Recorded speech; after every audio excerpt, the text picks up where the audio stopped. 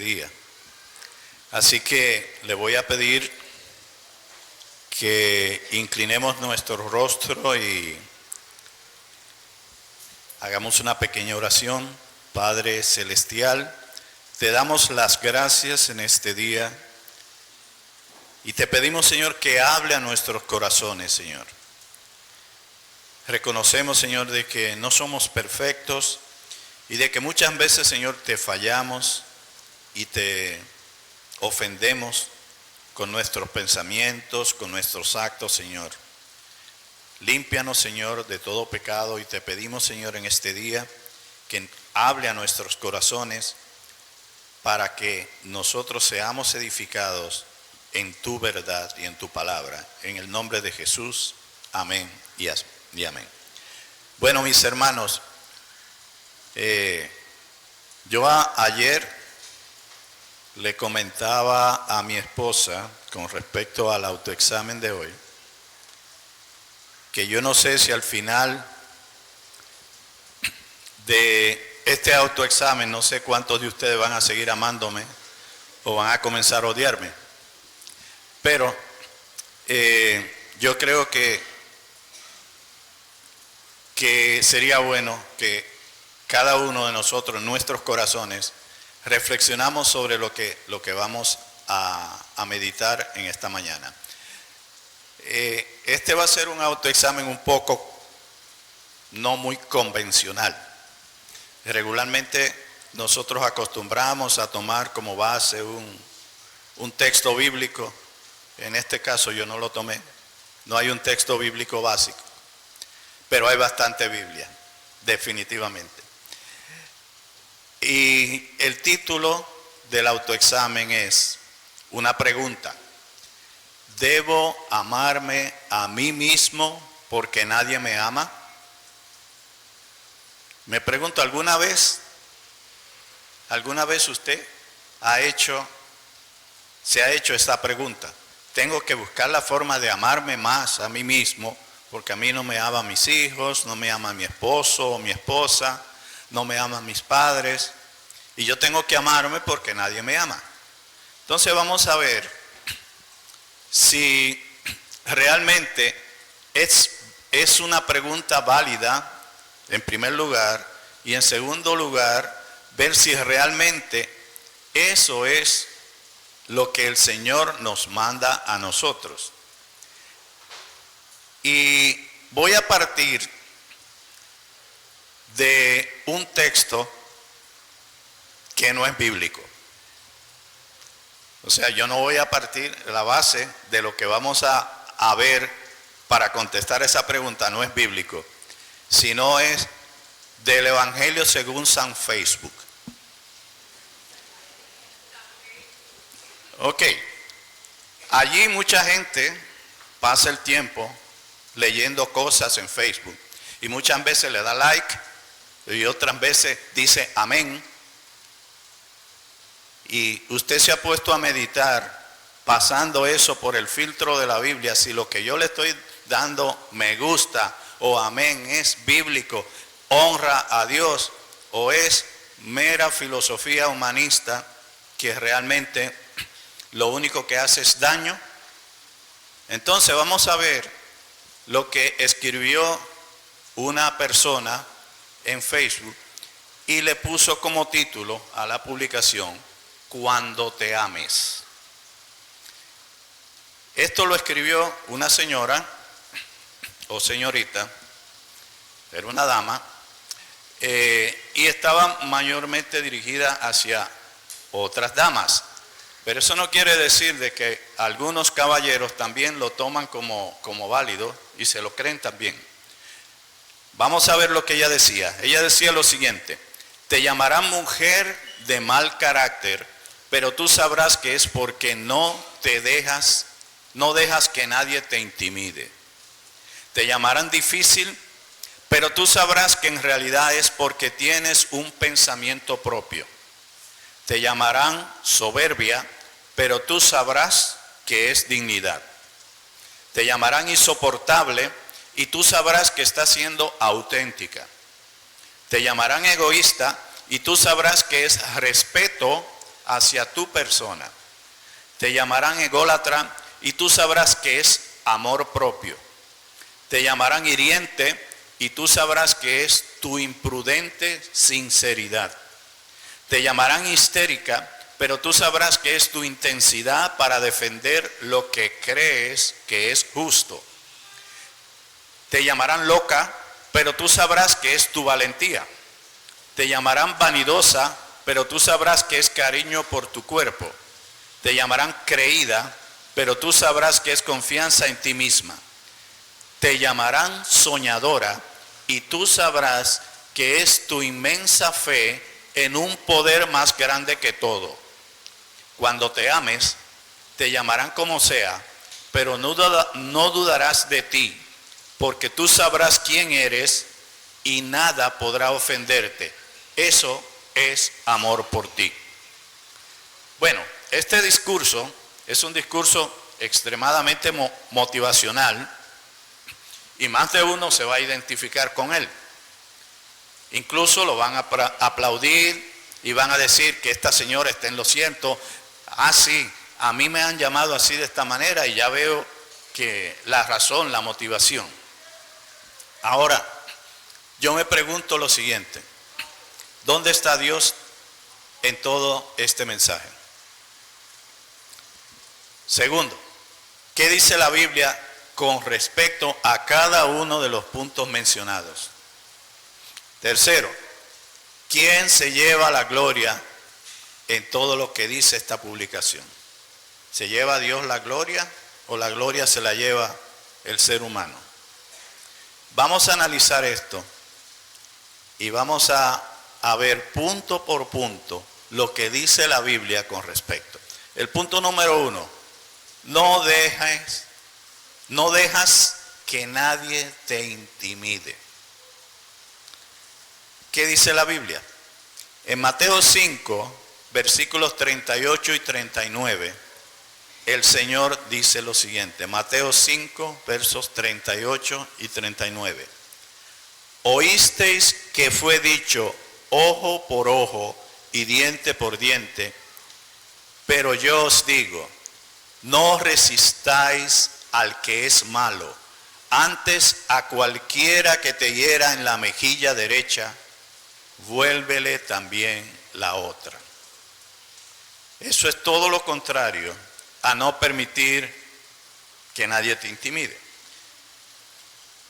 Y la verdad que muchas veces la tendencia del ser humano es, cuando alguien viene con una actitud de ofendernos, salimos en nuestra defensa con 2 piedras en la mano y entonces a darle su merecido, entre comillas, a la persona que nos ofendió.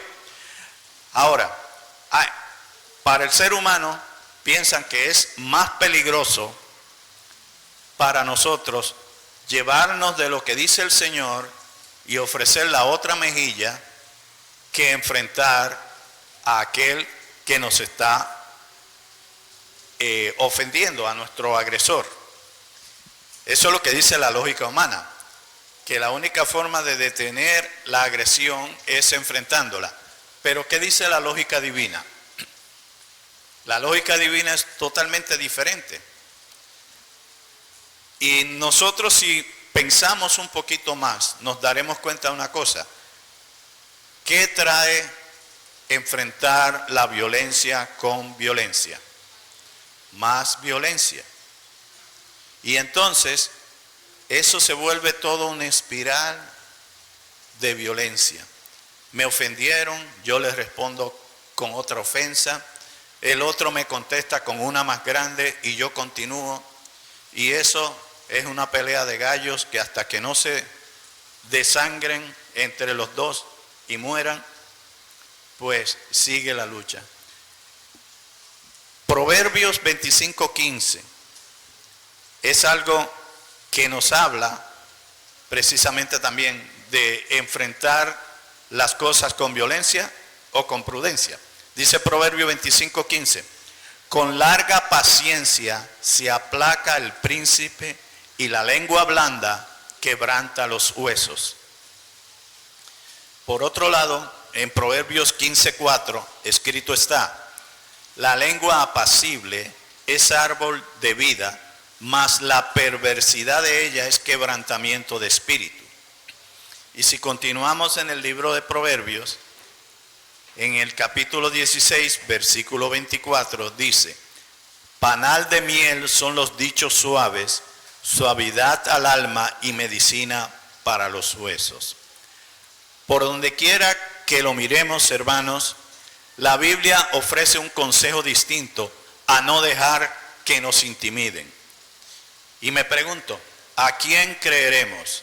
¿A esta mujer empoderada que está diciendo que tú tienes que enfrentar las cosas, o a la Biblia? Se lo dejo para que ustedes lo mediten. Segundo punto, dice: tienes un pensamiento propio. ¿Qué dice la Biblia al respecto? En Romanos 12:16, Pablo escribió lo siguiente. Romanos 12:16. Unánimes entre vosotros, no altivos, sino asociándoos con los humildes. No seáis sabios en vuestra propia opinión. Tener un pensamiento propio es lo que recomienda en la publicación. Pero la Biblia te dice a ti, en Proverbios: no seas sabio en tu propia opinión. Teme a Jehová y apártate del mal, porque será medicina a tu cuerpo y refrigerio para tus huesos. Eso es por Proverbio 3, versículos 7 al 8.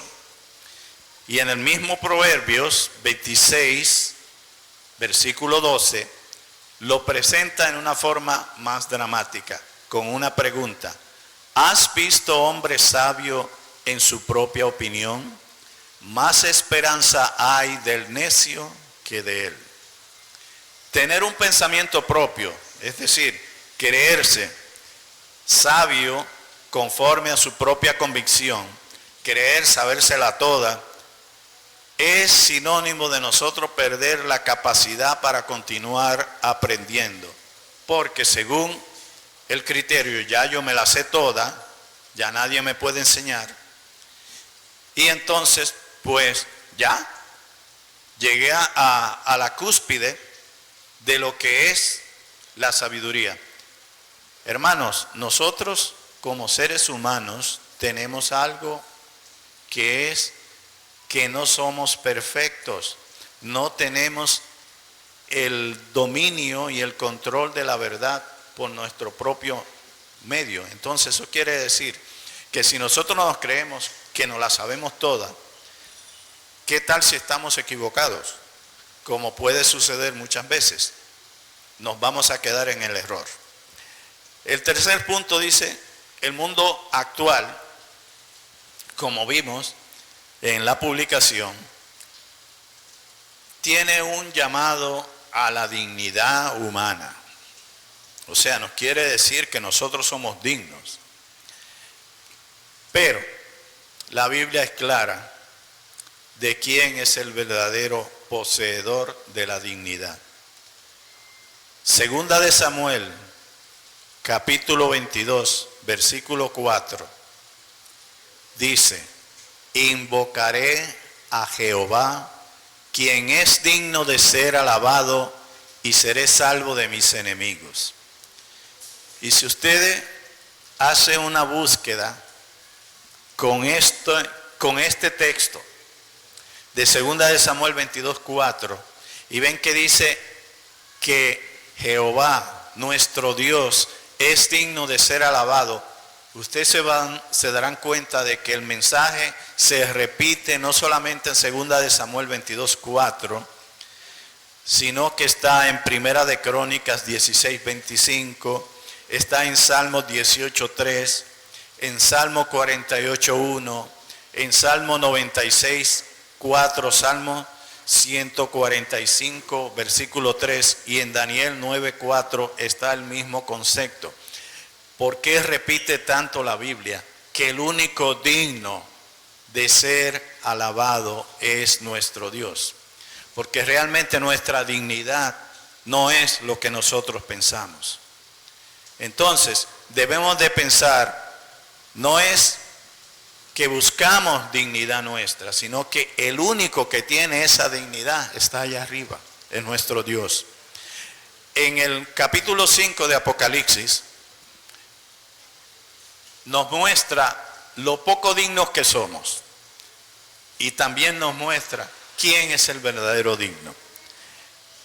Vamos a ver en los capítulo 5, yo quiero que busquen Apocalipsis capítulo 5 y estén ahí en Apocalipsis capítulo 5 porque vamos a ver varias cosas.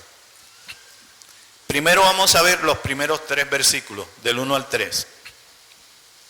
Dice, y vi en la mano derecha del que estaba sentado en el trono un libro escrito por dentro y por fuera, sellado con 7 sellos, y vi a un ángel fuerte que pregonaba a gran voz, ¿quién es digno de abrir el libro y desatar sus sellos?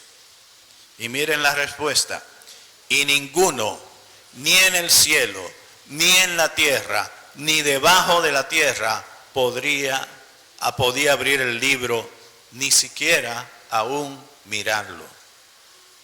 Nos damos cuenta aquí, en estos primeros 3 versículos del capítulo 5 de Apocalipsis, ¿a dónde va nuestra dignidad? Estamos exigiendo dignidad y nosotros no somos dignos, ni siquiera de lo que dice este libro de la palabra de Dios. Ni siquiera somos dignos de leerlo, de tenerlo. Es el Señor quien nos hace dignos. Por eso es que hay mucha gente que dice que no lee la Biblia porque no le entiende.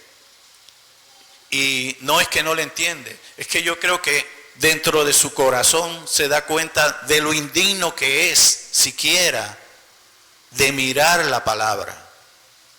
Y aún estamos exigiendo dignidad humana cuando no somos dignos. Ahora bien, seguimos ahí en ese mismo capítulo. Los versículos 11 y 12 nos muestran quién es el digno. Y dicen así los versículos 11 y 12.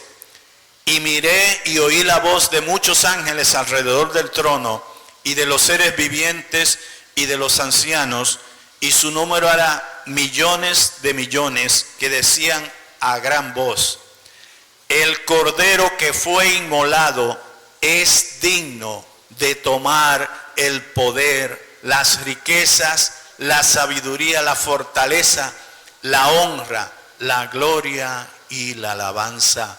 Amén. ¿Quién es el verdadero digno? ¿Soy yo? No, yo no soy digno. Nuestro Señor Jesús, que fue aquel que murió en la cruz, es el verdadero digno. Él es el que merece ser honrado, Él es el que merece ser exaltado, no yo, no el ser humano. Nos damos cuenta de cuál es el mensaje subliminal que nos envían a través de las redes sociales y no viene de Dios, sino del otro lado. Vamos a ver punto número 4. La pregunta, ¿tiene sentido que lo llamen a uno insoportable y poner como excusa que estamos siendo auténticos? ¿Tiene sentido eso? Hay muchas personas que realmente son insoportables, no podemos negarlo. Son tan insoportables que probablemente el día que mueran nadie va a decir descanse en paz, sino que los demás van a decir descansamos en paz. Pero bueno, ¿por qué son insoportables? Bajo la excusa de que son auténticos, de que se está mostrando de la manera como son. No, yo soy así y nadie me va a cambiar. Y la pregunta, ¿es eso lo que nos dice la Biblia? Veamos lo que dice el Señor en Mateo 11, versículos 29 y 30. Llevad mi yugo sobre vosotros y aprended de mí, que soy manso y humilde de corazón, y hallaréis descanso para vuestras almas, porque mi yugo es fácil y ligera mi carga. Hermanos, no está bien hacerle la vida de cuadritos a otros, bajo la excusa de que así soy yo y no voy a cambiar. Me pregunto, ¿qué tal si los demás nos trataran de la misma manera? ¿Nos gustaría? ¿Estaríamos contentos si el otro también, por ser auténtico, se convierte en insoportable? ¿Está bien? ¿Lo aguantamos? Yo creo que no. Yo creo que a nadie le gustaría. Así que haga mejor lo que dice el Señor en Mateo 7:12. En Mateo 7:12 el Señor dice: así que todas las cosas que queráis que los hombres hagan con vosotros, así también haced vosotros con ellos, porque esto es la ley y los profetas. En resumen, tratemos a los demás como deseamos que ellos nos traten, no como a nosotros nos parece bien. Punto número 5. Está bien justificar nuestro egoísmo bajo la excusa de que nos respetamos a nosotros mismos. Hermanos, el egoísmo es una actitud que nos hace preocuparnos demasiado en nosotros, en lugar de preocuparnos por lo que pasa con los demás. Por lo tanto, el egoísta está defendiendo solamente sus propios intereses. Y si defiende sus propios intereses, ¿usted cree que cuando choca con los intereses ajenos le está respetando al otro o le está faltando el respeto? Si usted está violando los derechos de la otra persona, los intereses de la otra persona, para usted imponer lo suyo, déjese de decir que usted se está respetando a usted, porque usted no está respetando al otro. Y como no está respetando al otro, usted realmente no tiene otro nombre que no sea egoísta. Es un egoísta. Usted no respeta la vida de los demás. Y no venga a decir que es que usted se respeta a sí mismo. Si usted no respeta al otro, ¿cómo usted se respeta a sí mismo? Fíjense, en Proverbios 18:1 dice algo sobre el egoísta. Lo voy a leer en la versión de la Nueva Versión Internacional, porque lo dice en forma más clara que lo que dice Reina Valera. Dice así: el egoísta busca su propio bien, contra todo sano juicio se revela. Obviamente, el egoísta desconoce lo que es el verdadero amor. Porque Pablo en 1 Corintios capítulo 13, todo el capítulo está enfocado en el amor. Y precisamente allí una de las cosas que dice del amor es que el amor no es egoísta. En los versículos 4 y 5 de 1 Corintios 13 dice: el amor es sufrido, es benigno, el amor no tiene envidia, el amor no es jactancioso, no se envanece, no hace nada indebido, no busca lo suyo, no se irrita y no guarda rencor. Y fíjense, ¿se acuerdan cuál era el título de este autoexamen? Cuando te ames a ti mismo. O sea, la pregunta es si te amas a ti mismo. Pero si tú te amas a ti mismo, tú estás violando lo que dice precisamente esta definición del amor que habla Pablo. Porque aquí estás buscando lo tuyo, o sea, estás buscando un interés egoísta y no está amando como Dios dice que ama. Así que hay un paso de ser egoísta a ser ególatra. Ególatra es mucho más que eso. Es como ser un idólatra de uno mismo. O sea, uno ser adorador de uno mismo. Y no se trata simplemente de respeto, supuestamente, entre comillas, respeto propio, sino que estamos hablando de amarnos a nosotros mismos más que a todo en el mundo. O sea, cambiar el objeto del amor de lo que Dios en su palabra dice lo que nosotros debemos amar para amarnos nosotros mismos. Ahora bien, recordemos que en Marcos 12:31 el Señor nos da el segundo mandamiento más importante. Y dice, amarás a tu prójimo como a ti mismo. Y el Señor agrega algo. Él dice, no hay otro mandamiento mayor que estos. El primero, que era amar a Dios con todo, por encima de todas las cosas. Y el segundo, amarás a tu prójimo como a ti mismo. Ahora bien, vamos a hacer un alto aquí y vamos a analizar bien. Amarás a tu prójimo como a ti mismo. Ese es el mandamiento. Fíjense una cosa, esto no es un mandamiento, no es un comando para amarse a sí mismo. Y la razón es la siguiente.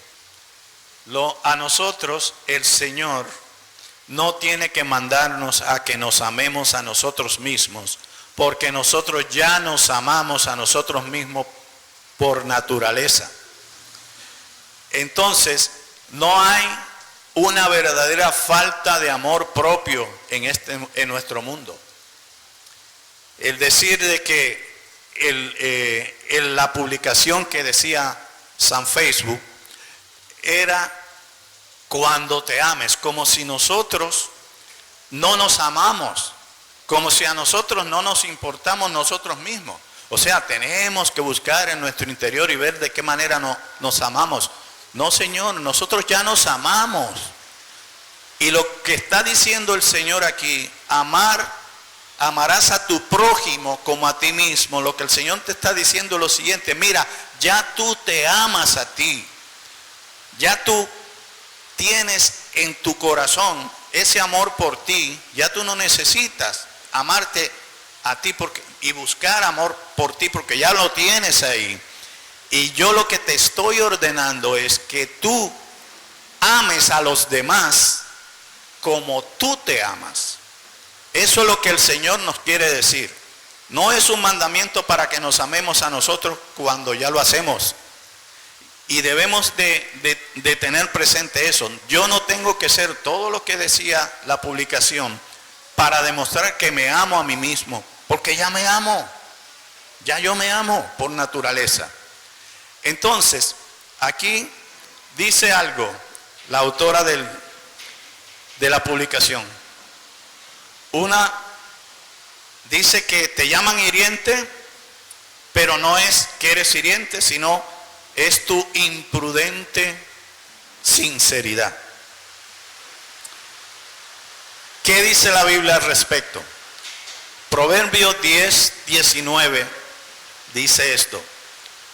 En las muchas palabras no falta pecado, mas el que refrena sus labios es prudente.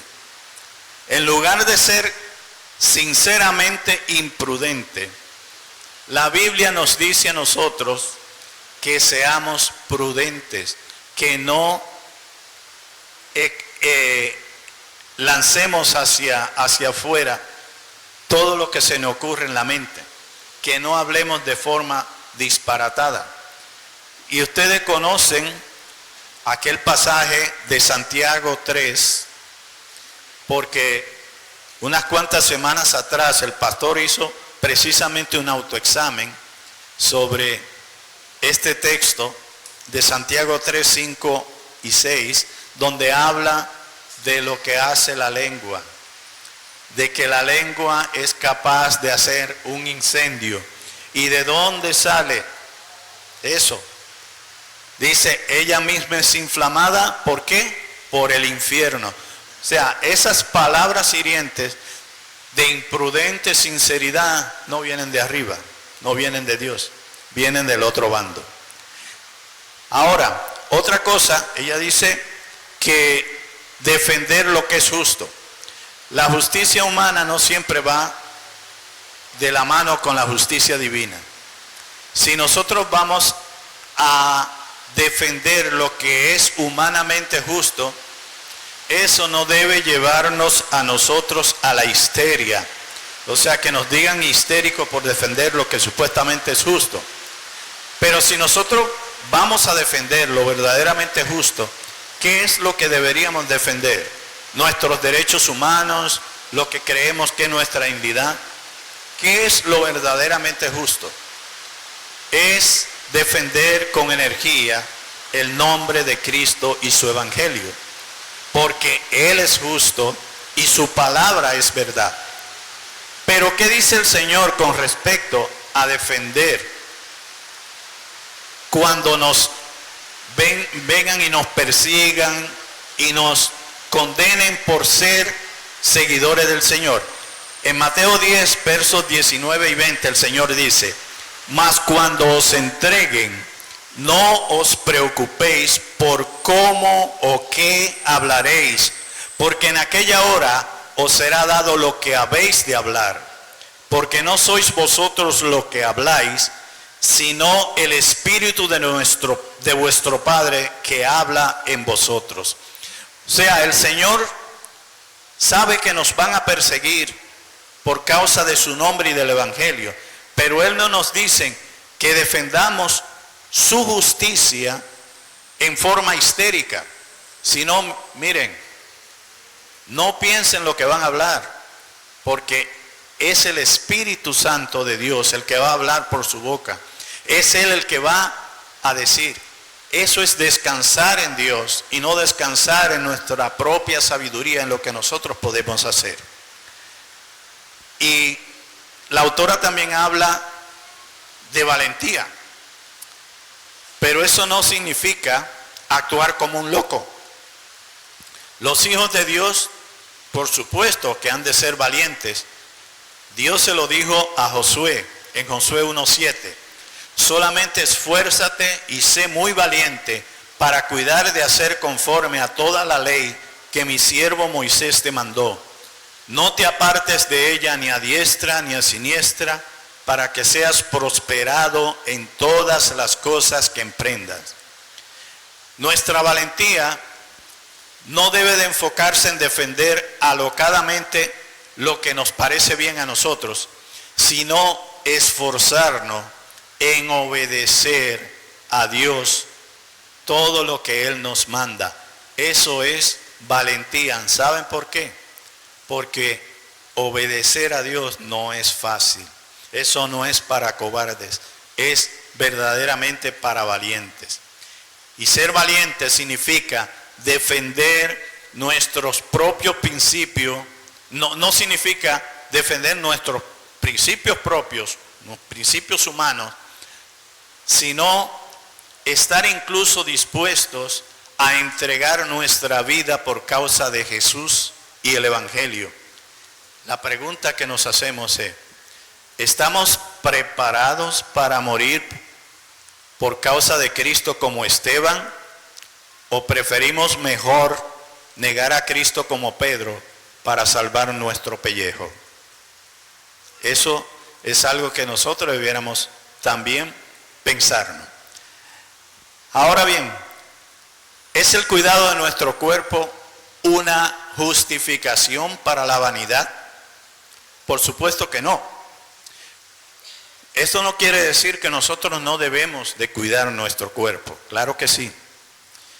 ¿Por qué debemos cuidar nuestro cuerpo?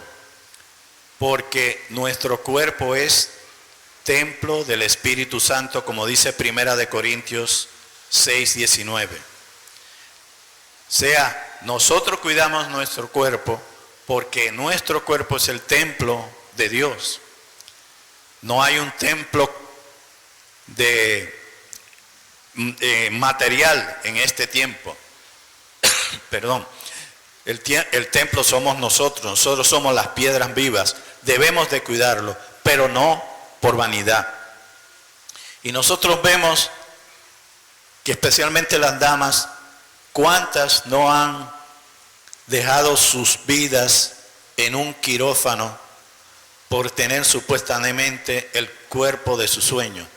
No es porque lo quieren cuidar porque es el templo del Espíritu Santo, sino por pura vanidad.